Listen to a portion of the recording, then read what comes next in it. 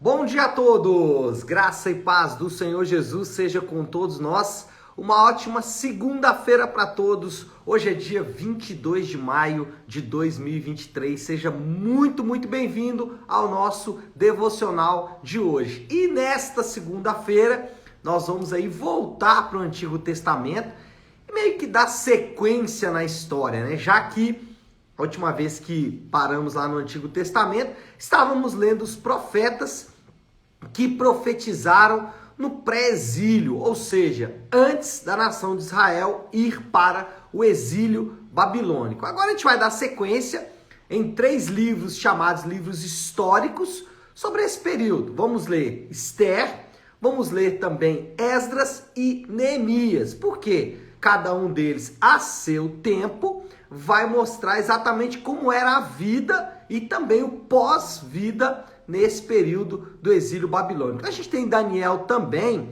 mas Daniel a gente já leu, quando a gente leu dos livros escatológicos, né, Daniel e Apocalipse. Então, nesse momento, não vamos ler Daniel, mas Daniel também viveu nesse tempo. Vamos falar inicialmente de Esther, porque do ponto de vista cronológico, Esther está antes de Esdras e antes também de Neemias. Então a gente vai ler aí a história de Esther e aí depois a gente vai para Esdras e também Neemias. Então, o que vamos falar nesta segunda-feira? Esther, capítulo 1 a 3.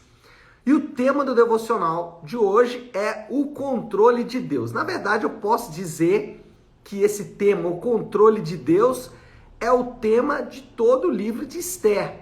Ainda que Deus não é mencionado, nome, né? Nem não há qualquer menção de Deus no livro de Esther, nós vamos perceber exatamente Deus controlando cada um dos acontecimentos. Como eu disse, Esther descreve a história, como era a vida do povo de Deus durante o exílio, e Deus está ali controlando tudo mesmo sem ser mencionado. Inicialmente, nesses 3 capítulos, a gente tem 3 episódios que são importantíssimos, e cada um desses fatos vai nos apresentar um aspecto do controle de Deus sobre essa história e nos dá também aqui alguns vislumbres de como Deus também controla a nossa própria vida, não só a nossa vida, mas controla todas as coisas. Primeira coisa, primeiro fato importante, primeiro episódio importante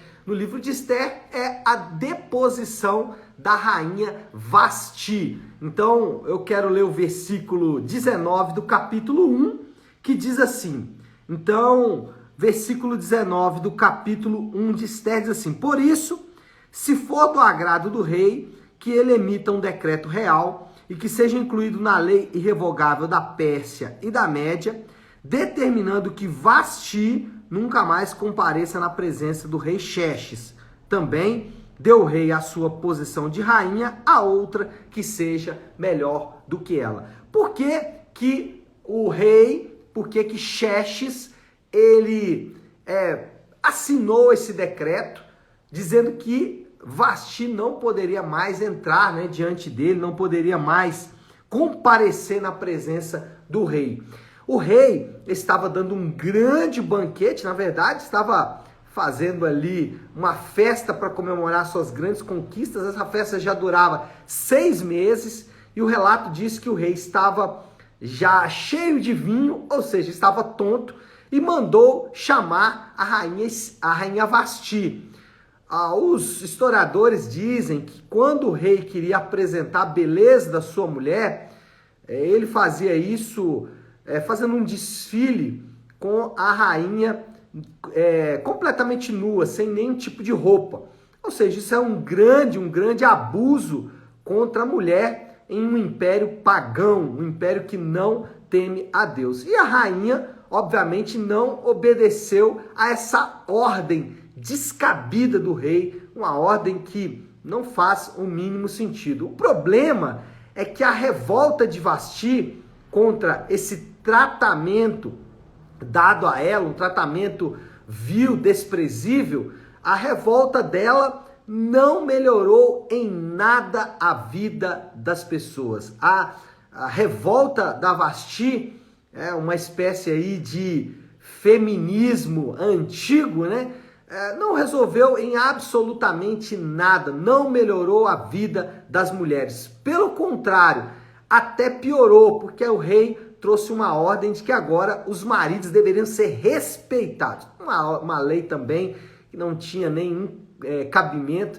Enfim, uma decisão errada em cima de decisões erradas. Então, o rei pede algo que não faz sentido, a rainha não obedece a uma ordem que não faz sentido, só que a sua revolta também não produz nada de bom, nem para ela, nem para ninguém, ainda humilha o rei, ou seja, uma série de decisões muito ruins. E aí, nós temos aqui a primeira grande insight do controle de Deus, né? Às vezes, as nossas melhores decisões ainda vão produzir efeitos muito ruins. Mesmo que tomemos a melhor decisão de maneira racional, essa decisão não vai produzir os efeitos que estávamos pensando. Aqui a gente vê isso de maneira muito clara.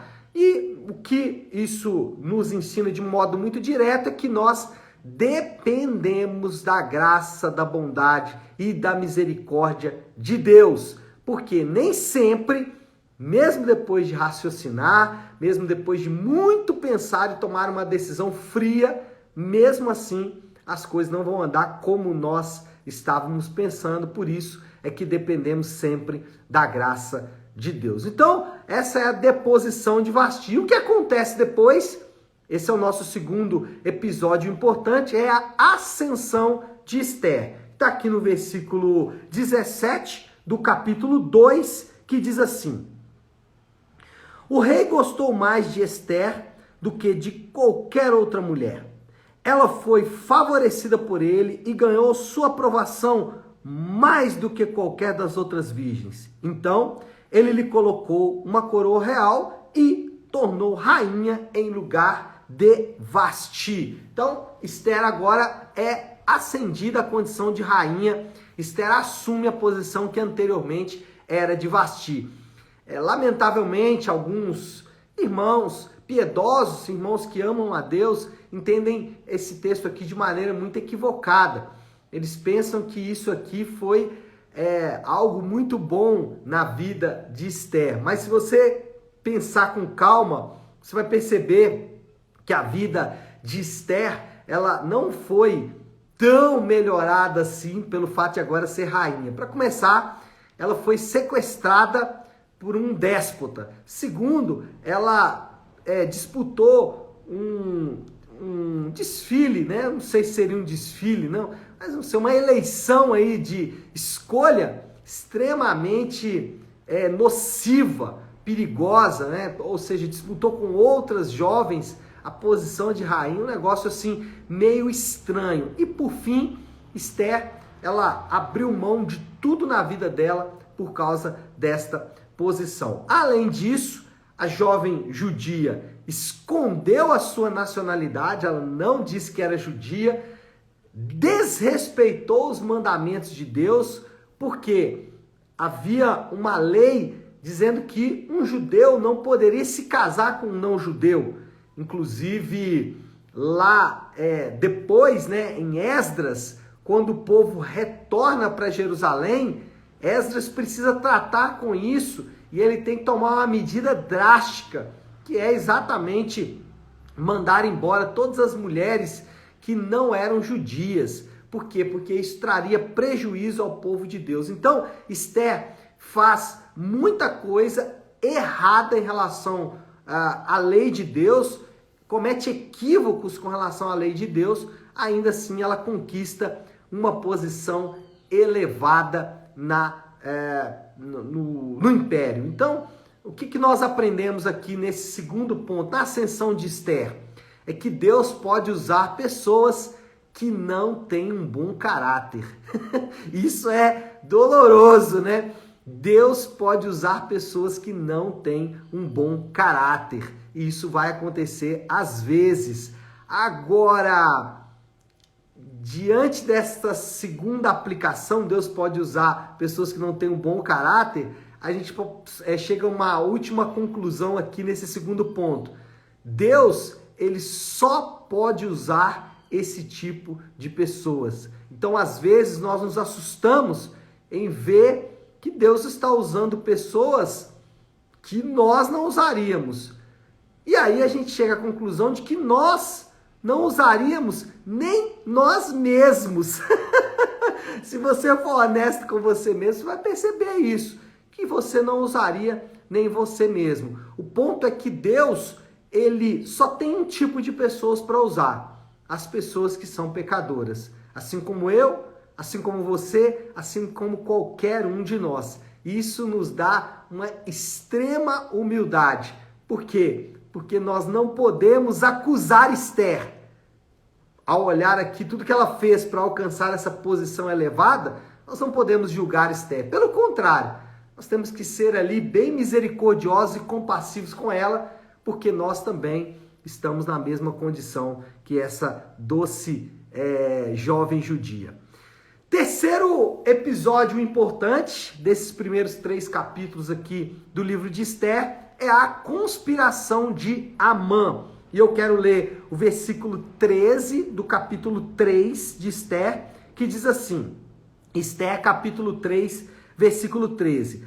As cartas foram enviadas por mensageiros a todas as províncias do império, com a ordem de exterminar e aniquilar completamente todos os judeus, jovens e idosos, mulheres e crianças, num único dia, o 13º dia do 12º mês, o mês de Adar, e de saquear os seus bens. Ou seja, Amã, juntamente com o imperador, eles promulgam uma lei que diz que num dia determinado, todos os judeus, independente da sua idade, deveriam ser aniquilados e todos os seus bens deveriam ser saqueados. O que nós temos aqui é um inimigo do povo de Deus, que é Amã. Amã era, como o texto diz aqui no versículo 1 do capítulo 3, descendente de Agag, ele era um agagita, e esses agagitas eram inimigos históricos do povo de Deus. Então, nós temos um inimigo de Deus agora assumindo o lugar no trono.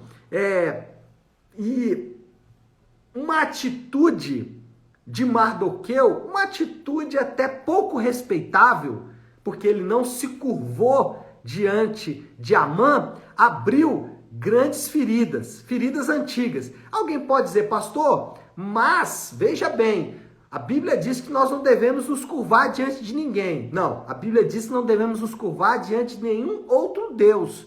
Talvez a atitude de Mardoqueu, e aí só talvez, pudesse representar mais idolatria do que a gente imagina. Talvez não se curvar era uma idolatria, porque Mardoqueu estava idolatrando a sua própria nacionalidade. Estava idolatrando o fato de ser judeu. E isso trouxe consequências ruins. Então, um inimigo do povo de Deus assume o trono, uma atitude pouco respeitável de um judeu abre novas feridas, e aí nós vemos aqui que coisas que não controlamos podem estar acontecendo. Veja bem, coisas aqui que não estavam no controle de nenhum deles aqui, de nenhum dos judeus, coisas assim que pareciam mínimas.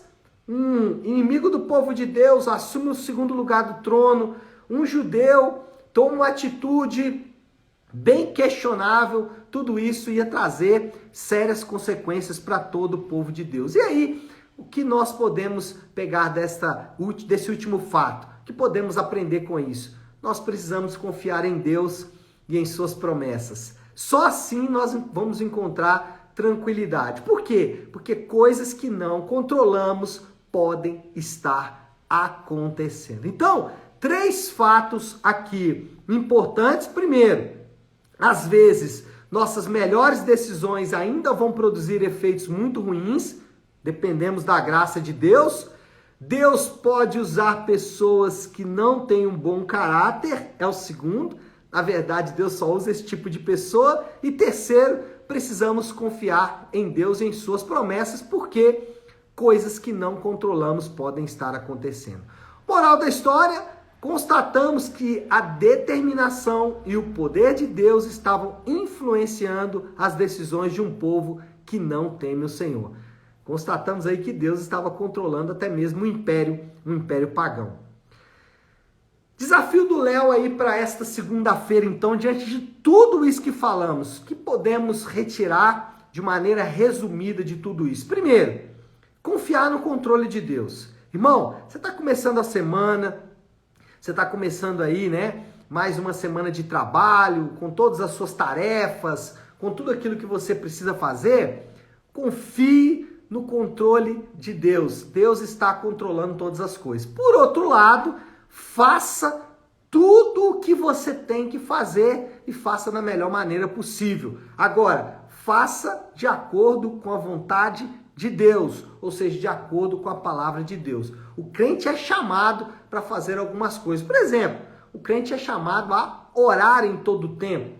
O crente é chamado a viver em santidade em todo o tempo. Então, essas são coisas que os crentes precisam fazer, dentre várias coisas. Então, confia no Senhor e faça o que você tem que fazer. Tá certo, meu povo? Bom, então é isso, né? Acho que já falei pra danar, já comecei a semana bem, né? Vamos orar, gente? Vamos colocar tudo isso aí diante de Deus e vamos fazer como eu sempre gosto de fazer, toda segunda-feira, iniciar a semana de devocionais com a oração que o Senhor nos ensinou, com a oração do Pai Nosso. Então vamos orar, se você puder, pare aí um instante o que você está fazendo e vamos juntos buscar a Deus em oração. Pai nosso que estás nos céus, santificado seja o teu nome. Venha o teu reino, seja feita a tua vontade, assim na terra como no céu. Dá-nos hoje o nosso pão de cada dia. Perdoa as nossas dívidas, assim como perdoamos aos nossos devedores. E não nos deixes cair em tentação, mas livra-nos do mal, porque teu é o reino, o poder e a glória para sempre. Amém. Amém, meu povo? Bom, então é isso. Nós vamos ficando por aqui. Que Deus te abençoe. Uma ótima, uma excelente segunda-feira para todos. Fiquem com Deus.